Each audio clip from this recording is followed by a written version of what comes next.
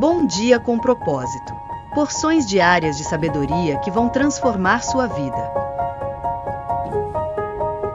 Bom dia, bem-vindos para mais uma semana de conexão, de alegria, aqui de compartilhamento, de informação valiosa, de mensagens de sabedoria que visam aí conectar você com Deus, abrir a sua mente, como diz algumas pessoas, explodir a sua mente para novos horizontes, para a esperança, para a fé, para o autoconhecimento, para a gestão das suas emoções. É o objetivo desse canal, é o objetivo desse programa diário, que agora vai ser transmitido a partir de hoje, todos os dias às 7h01 da manhã, visando ajudar você a conseguir estar ligadinho com a gente aqui ao vivo. Então, queridos, eu quero dizer para você que essa semana está imperdível. Eu sei que eu falo isso com frequência, mas porque os assuntos que nós trazemos aqui são muito valiosos. E o dessa semana, eu tenho certeza que se não falar diretamente com você nesta exata fase da sua vida, vai falar sobre algo que você já passou, já enfrentou. E com certeza vai ter alguém dentro do teu círculo social que você vai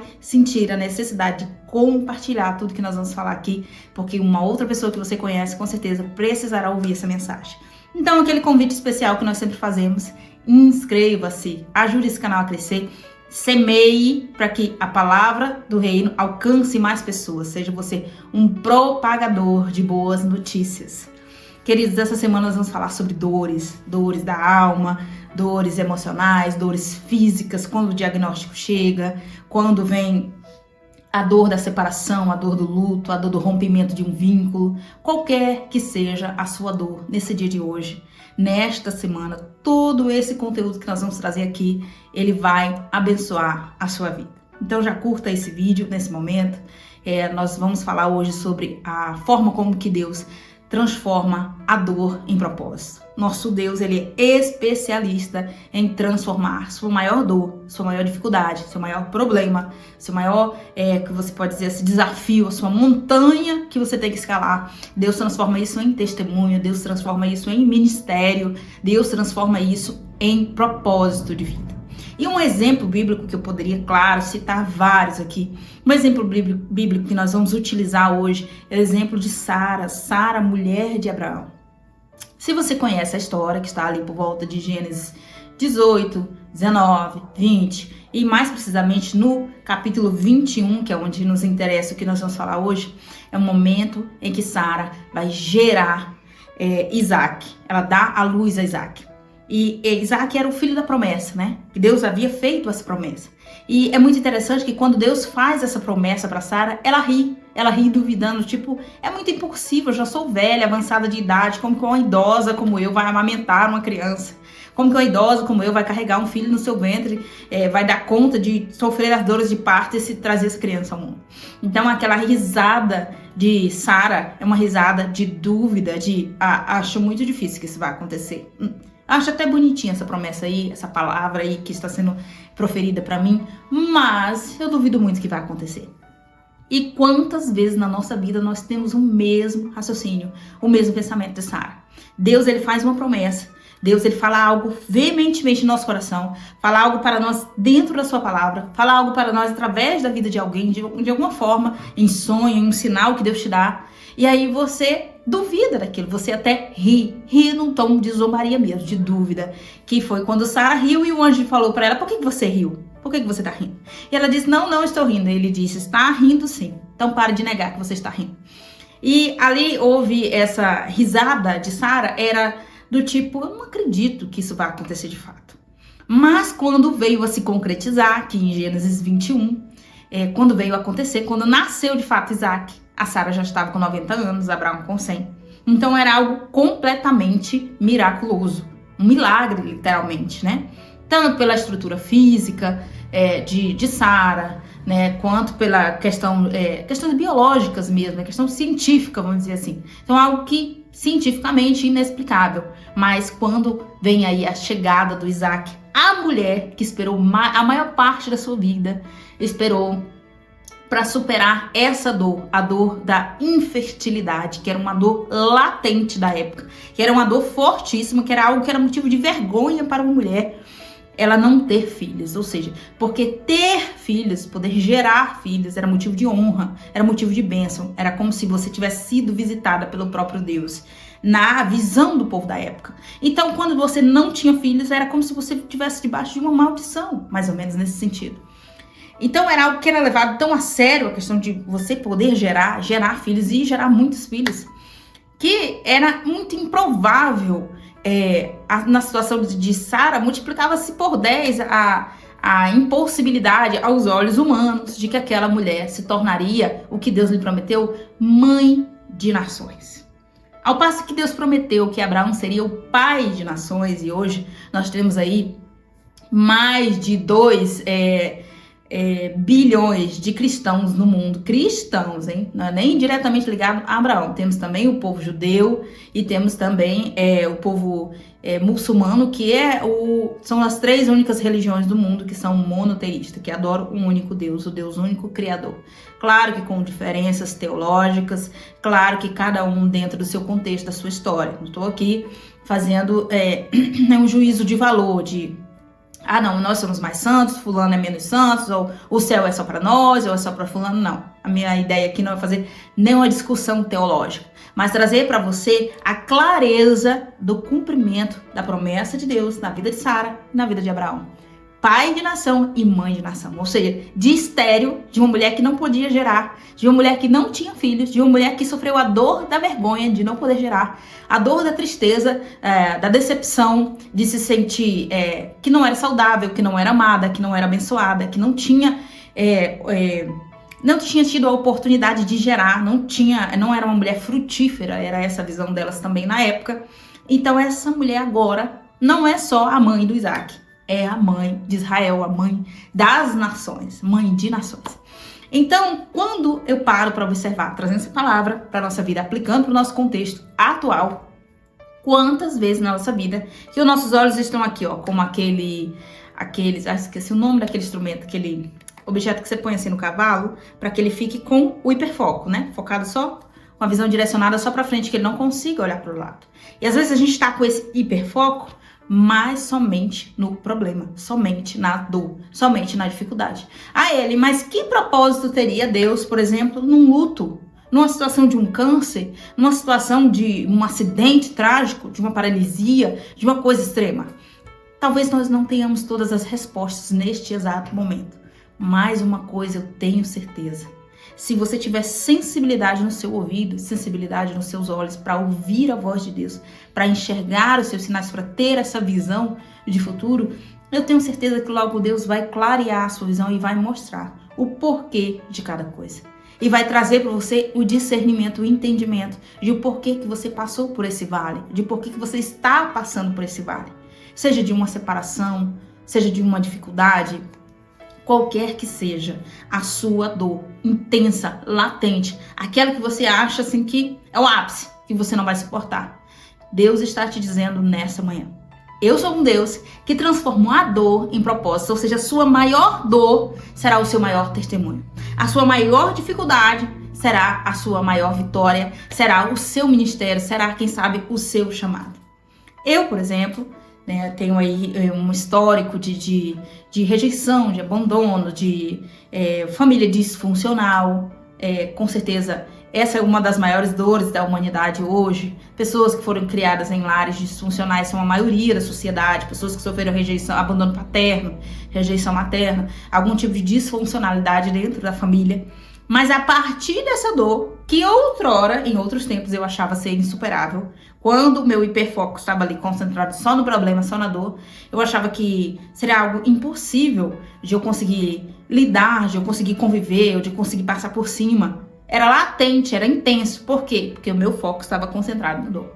Eu não conseguia enxergar que Deus tem o poder, tem e terá sempre, de transformar essa dor em propósito. E hoje, tanto dentro do meu contexto do seio familiar, do núcleo que eu pertenço hoje, com marido, com filhos, vivendo essa realidade, eu percebo que essa dor que agora foi transformada, sofreu aí uma grande metanoia, que a gente fala, dentro de mim, dentro da minha alma, sofreu aí essa grande mudança, essa grande revolução. Agora eu consigo dar, através da pessoa de Deus, aquilo que eu não tive, aquilo que eu não recebi. Eu consigo consegui canalizar essa dor e transmitir para os meus filhos, para minha família, aquilo que é bom, aquilo que é agradável, aquilo que é frutífero. Ela, então quer dizer que você não erra nunca? Quer dizer que a sua família é perfeita? De forma alguma. De vez em quando a gente dá uma deslizada, Jesus vai lá e consola, Jesus vai lá e corrige, Jesus vai lá e segura na nossa mão, porque não somos perfeitos. Mas eu tenho certeza que eu hoje estou conseguindo ser melhor do que os meus pais foram comigo. O meu relacionamento é melhor do que o relacionamento dos meus pais, por exemplo.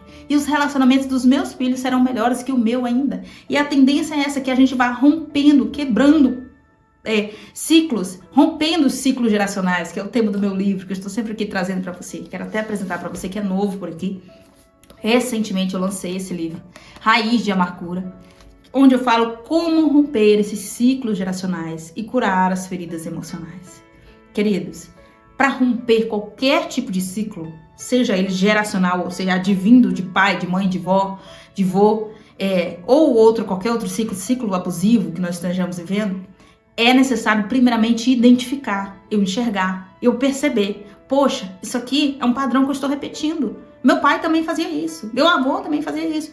Então, agora que eu identifico, eu tomo uma decisão de quê? Continuar repetindo os mesmos erros deles, ou interromper, ou encerrar ali. O que eu faço? O que eu faço? Quais ferramentas eu preciso?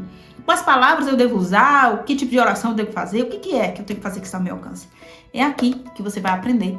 O tema é Raiz de Amargura, mas a mensagem central é como romper ciclos geracionais. E rompendo estes ciclos, vamos ver aqui no caso da Sara, né? Ela que rompeu o ciclo da infertilidade já no finzinho da sua vida, vamos dizer assim, na maior das improbabilidades, né? Mais improvável possível.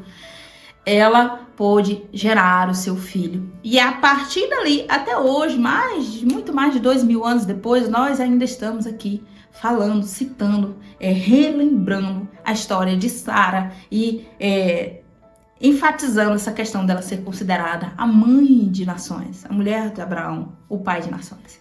Então, queridos, quantas vezes na nossa vida que o nosso foco, a nossa atenção está voltada para a dor, para a dificuldade, para o problema. E a gente esquece do quanto Deus é poderoso para reverter essa situação, para entrar com o seu bálsamo, né, que a gente chama aí, sua mirra curativa, com o seu poder, o poder do Espírito Santo, no nosso coração e nos curar. Deus, ele tem a obra que Deus faz é tão completa, é tão profunda, é tão intensa e única, inigualável, inimitável, que não tem nenhum tipo de ferramenta, técnica terapêutica ou qualquer outro tipo de treinamento, ou qualquer outro tipo de remédio que os homens possam ter criados, ou teorias que os homens possam ter desenvolvido. Nenhum outro substitui essa cura que só Deus traz. Por que eu falo isso? Porque depois que passa todos os ventos, por exemplo, depois que passei por tudo aquilo que vivi, que eu achava ser insuportável, que eu achava que não ia dar conta, que eu achava que era o meu fim, e aí você começa a viver o novo de Deus, começa a viver o resultado, a consequência de tanta dor, né? A colheita, os frutos, que é depois disso. Literalmente, os que semeiam com lágrimas cegarão com alegria, está escrito em Salmos, né? Os que plantam ali, chorando, com lágrimas, eles vão colher os frutos com alegria. Ou seja, semeei na dor, semeei com dor, mas não colherei a dor. Eu colherei os frutos benditos da alegria, da paz, do contentamento.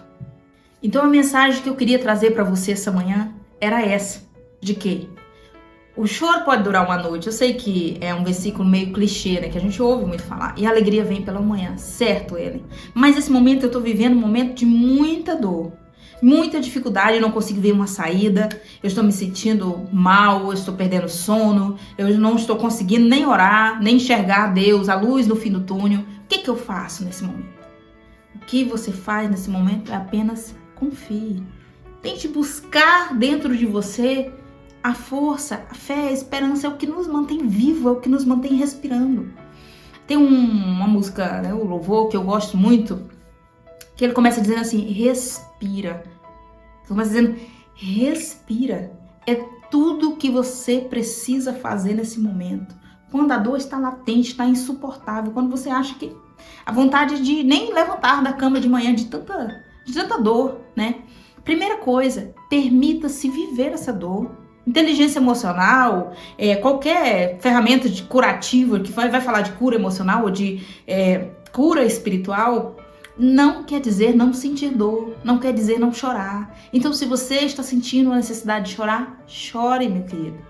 Não, esse negócio de engole o choro que os antigos nos diziam na infância e que a gente acabou guardando isso no nosso inconsciente, armazenando ali na nossa memória inconsciente, a gente, na vida adulta, tenta aplicar isso. Então, vive uma vida no piloto automático, tentando sempre engolir o choro.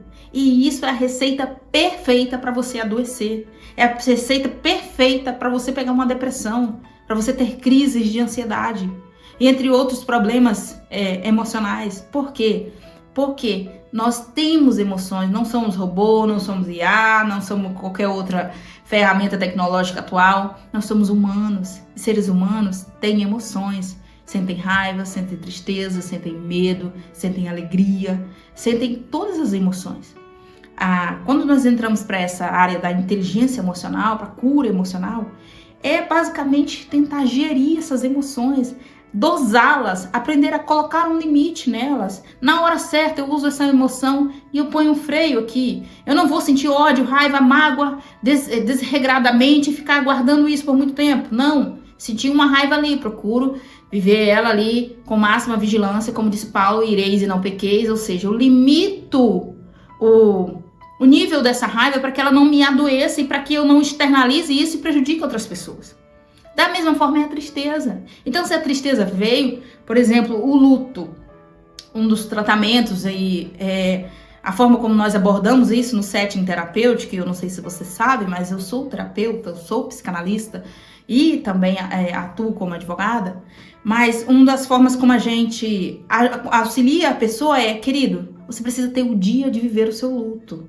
Você precisa ter o dia de sofrer essa dor e você vai colocar tudo pra fora e você vai vivê-la e você vai se permitir chorar e você vai esse dia. Mas isso não pode ser todos os dias, todo o tempo da sua vida. Você não conseguir nem levantar a cabeça, você não conseguir nem comer, você nem conseguir fazer mais nada. É claro, gente, que aí o luto ele tem várias fases. Eu tô aqui dando só uma pincelada, não tô falando, não é uma aula sobre luto, tô dando só uma pincelada. O luto tem várias fases, no primeiro momento, ali os primeiros dias ou até meses, tem todo um cuidado, tem gente que enfrenta com maior dificuldade, tem que ter um acompanhamento mais de perto, enfim. Tem muita coisa para se falar dentro disso. Mas quando a pessoa já passou por isso já há um tempo, já perdeu o parente há 1 ano, 2 anos, 5 anos, não faz sentido, assim, não é normal, vamos falar assim, né? Não é normal essa pessoa não querer levantar da cama de manhã porque está com a dor do luto ali ainda de forma latente, como se fosse no dia 1. A pessoa não quer mais trabalhar, não quer mais comer, não quer mais fazer nada porque a dor ainda está latente ali. Não. Essa dor ela precisa ter um prazo de validade, ela precisa ter um acompanhamento profissional de perto, ela precisa ter uma abertura para Deus poder curar sua ferida também. A gente sabe que tem essa combinação de cuidado de emoções e cuidado do espiritual, para que você consiga superar, você consiga superar e você consiga sair dessa fase o mais inteiro possível, entendeu? O Deus que transforma a dor em propósito vai trabalhar conforme você der a abertura. Eu preciso abrir o meu coração. No meu livro Raiz de Amargura, que você pode adquirir entrando em contato comigo pelo meu Instagram, lá no direct, que eu passo todas as coordenadas de como você adquirir esse livro físico para você ler. Nele eu trago essa mensagem central. Querido, tudo começa com a decisão.